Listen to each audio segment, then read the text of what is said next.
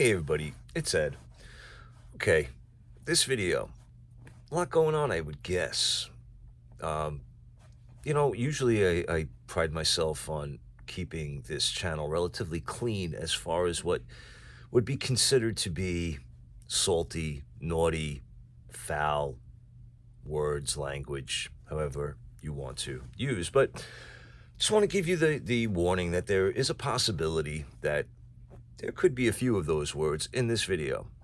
Probably not, but it could happen. So just in case, if you are one of these people who, does not like that salty type of language, just want to make you aware that there could be some of it in this video. Okay.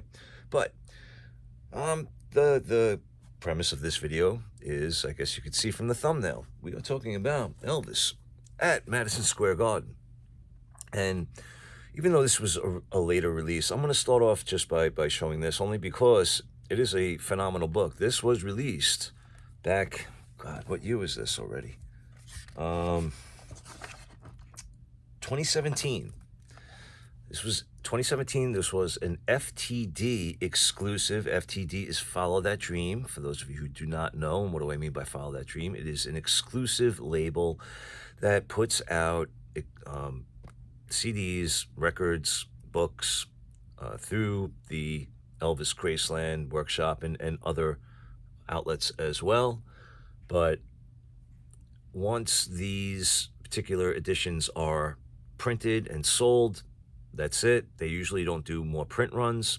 And this book in particular is highly sought after right now. And from what I understand, it goes for what they, what I call or refer to as stupid money.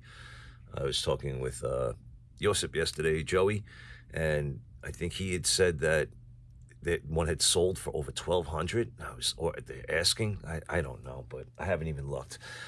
But 1972, June 9th, June 10th, and June 11th. On June 9th, it was an evening show. June 10th, there was an afternoon show and an evening show. And then June 11th, there was an afternoon show. 4 concerts. Elvis Presley sold out. First solo artist to sell out Madison Square Garden in 4 consecutive shows.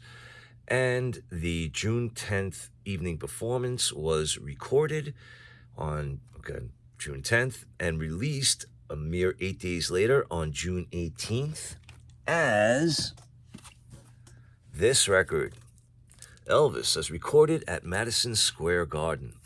Now, these concerts hold a very special place in history for the foundation of the King's Court fan club, because this was the foundation of the fan club in the sense that my father met Jim Morris while standing in line to get tickets for these concerts. And they became friends, and from there, that is how the fan club was started. So, very, very special concert and special time in history for the foundation of the fan club. Now, going on, we have this. This was what they called a radio promotion that was sent to radio stations. Now, when this album was initially released, I didn't even show you this, so I may as well do a little bit of a history lesson, I guess. When this album was initially released, it was released as one LP. And not only was it released as one LP, but you could see that there were a lot of songs that were squeezed on there on each side. So, in order to fit everything, now people are saying that this album was sped up, that they took the master tape and they sped it up just a little bit so that they could fit everything. That is complete and utter bogus. That is not true. It is not true. I don't care where you read or who said what. That is not true. All right, but what they did was they basically made the grooves extremely thin, and you can see that there are no bands to separate the songs. Okay, so I mean, look, if you want to dispute me and say, oh yeah, they did speed it up, listen, he sounds, no he doesn't. All right, but now for the promo, what they did was they released it on 2 LPs, and they have bands in between each song. So technically speaking, this really should sound superior to what was released, because the grooves are much further apart. There's bands in between each. And again, it's just, the needles got more room to work with as compared to, what was originally released to everybody out there. All right, but it is on the white RCA promo label, and it definitely is a flexi disc. Yeah, you can play the flexi disc music, whatever you want to call it. All right, now from there, from these releases, then we have. Actually, where are the CDs? Back in 1985, this came out. And you'll notice that it's a different back and that there is some foreign language on there. That is because this was actually pressed in Japan. And this was pressed in 1985. So this is one of the first release CDs of this album. All right, so we have that. And then we have this, and I believe this is from the 90s, U.S. pressing. All right, anybody who's familiar with particular pressings of CDs, if you can let me know in the comments, I would greatly appreciate. But I do believe this is like 94, maybe. I'm not exactly sure. I don't see a year on here. Other than 72. So, yeah. I don't know. If anybody knows, please let me know. And then this is from the 60 LP box set, the album collection. Sony Legacy release back in, I believe it was 2016. So, and this is an actual reproduction of the album itself. And the CD is the label, the orange label. All right, and then what else do we have? My goodness, what else could we have? Well, believe it or not, we could have more. Because then we have this phenomenal release. This was for the 40-year anniversary of the concert. All right, so from 72 to 2012, which was was released. It's a 2 CD set and a 1 DVD set. And the DVD has a little documentary on it. And then fan shot Super 8mm footage, about 20 minutes worth of the afternoon show from June 10th, 1972. And what they did was they synced it up with audio from the concert. So you're listening to the concert, and wherever there was footage that was filmed, it shows up and appears. But then if there's no footage, it just goes to a black screen. So most of the time you're sitting there just listening and watching a black screen, waiting for something to pop up. It's frustrating, but that's what you got. Sound quality on this, the mix on this was really, really good. And then what they did was they released this as a companion. So this follows suit of the promo, radio promo, where it was 2 LPs and each selection has the bands between them. All right, and it was produced on a reproduction of an old inner sleeve. Here it has the orange labels, and you can see, hopefully the band, yeah, you can see the bands in between each of the songs. And this was actually, if you look in the inner grooves, I believe we will see,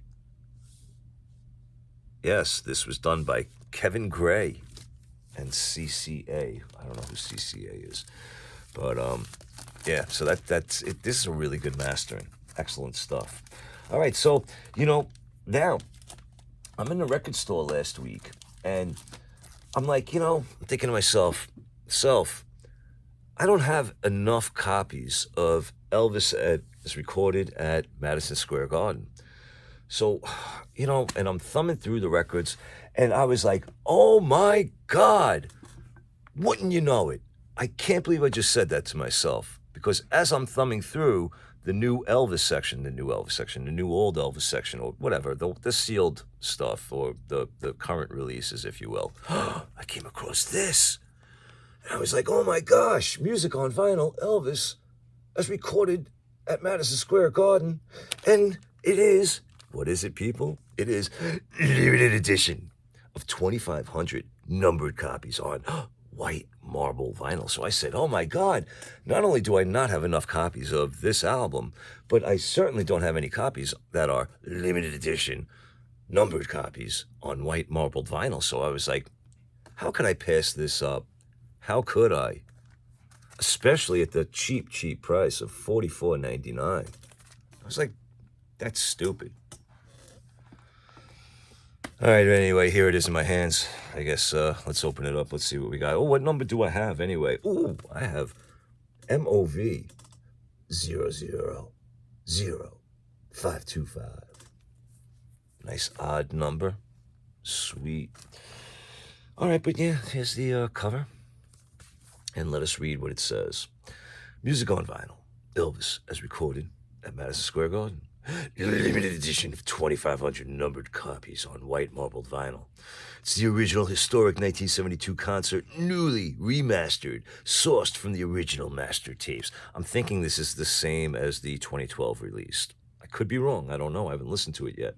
2 LP set features Love Me Tender, Love Me, Proud Mary, That's All Right, Heartbreak Hotel, Hound Dog, and All Shook Up. 180-gram audio file vinyl. MusicOnVinyl.com. MOVLP 643. There's all your info. All right, first time breaking the seal. Let's see what we got. Let's see if I can do it. I hate these things. I really do. All right, it's open. Ooh, that's nice. Actually, the cover, you could feel it. It has a texture to it. That's actually pretty neat. Very cool. I think the dogs are up. That means that my wife is probably up too. So there's a good chance she may call down here.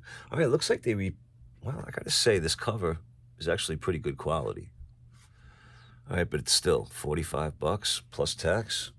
Damn. All right. But I gotta say, the texturing is nice. All right, so let's look at the first album.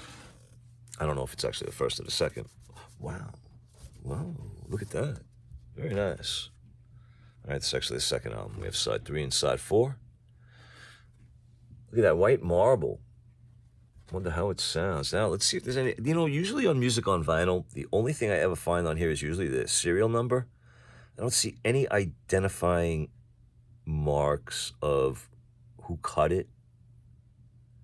Like on the Sony Legacy one, it showed that Kevin Gray did. Kevin Gray also did Elvis at Stax back in that time. And may have been one or two others. I just can't remember offhand. All right, but yeah, so look at that. Would you look at that?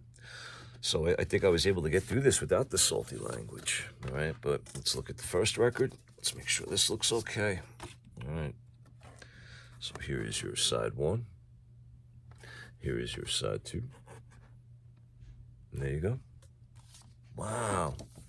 So, man, I don't know. I hope they release more. I know there's more out there, I'm sure I didn't get, that I could have missed along the line. But since I was out and I said to myself, wow, I need I really needed more copies of this. And it showed up in front of me. Like, as I said that, how can I pass it up? Especially for that wonderful price. But I don't know. What the hell's wrong with me? But anyway, there you have it. If you would like, leave me a comment. Let me know what you think. And I do appreciate you all watching. And before my wife yells down here, I'm going to cut it off. So, be good to yourselves, be good to each other. Take care, everybody.